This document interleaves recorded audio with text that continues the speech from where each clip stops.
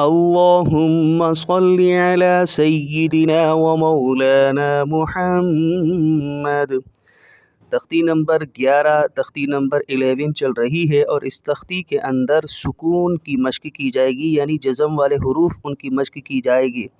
پیچھے ہم جزم والے حروف پڑھ کر آئیں، اور اسی طرح وہ حروف کہ جب آ جائیں تو غنہ نہیں ہوگا۔ وہ حروف کتنے ہیں؟ 6 ہیں، جن کو حروف حلقی بھی کہا جاتا ہے۔ حمزہ، ہا، عین، حا، غین، خا، 6 حروف سامنے آ جائیں تو غنہ نہیں ہوگا۔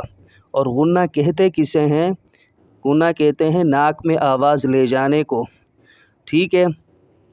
مزید جو ہے سمجھ میں آئے گا جب شروع ہوگا سبق، تو غور سے سنیے گا، انشاءاللہ بہت فائدہ ہوگا۔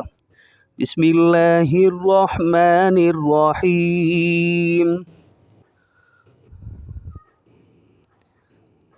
کاف حمزہ زبر ک، سین دو زبر سن، ک سن، وقفاً ک سا، وقفاً ک سا۔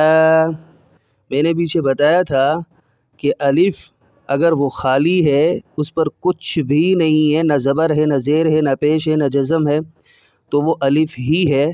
لیکن اگر اس پر کچھ بھی ہے تو وہ الف نہیں رہے گا بلکہ حمزہ ہو جائے گا۔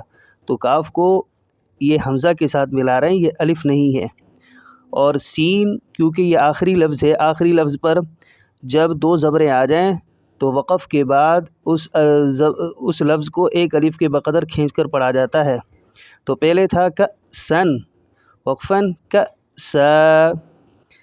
کاف دال زبر کد، حدو زبر حن، کد حن، وقفاً کد حا، کد حا۔ یہ وہ حروف میں سے ہے جن کو موٹا پڑھا جاتا ہے، ٹھیک ہے؟ میں پیچھے بتا چکا ہوں۔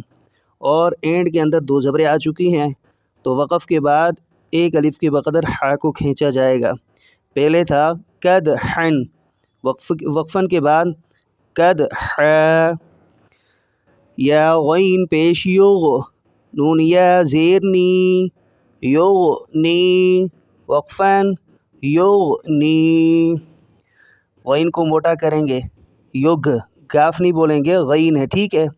اور اسی طرح میں نے پیچھے بتایا تھا کہ اینڈ کے اندر جزم والا حروف آ جائے تو جس طرح ہجے میں پڑھا جا رہا ہے اسی طرح رواں میں بھی پڑھا جائے گا۔ تو پہلے ہجے کیسے تھا؟ یغنی، تو وقفاً کے بعد یغنی، دونوں ایک ہی کنڈیشن ہے۔ لام غین زبر لاغ، واو دو زبر ون، لغون، وقفاً لغوا، وقفاً لغوا۔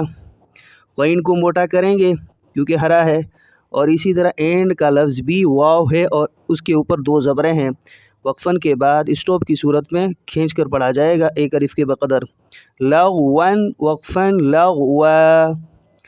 میم سین زیر مس، کاف 2 پیش کن، مسکن، وقفاً مسک، وقفاً مسک۔ کاف کی دونوں پیشوں کو ظاہر نہیں کریں گے جب ہم رکیں گے، ٹھیک ہے؟ آج کا سبق ایک ہی لائن ہے، اچھے انداز میں یاد کیجیے گا۔ السلام علیکم۔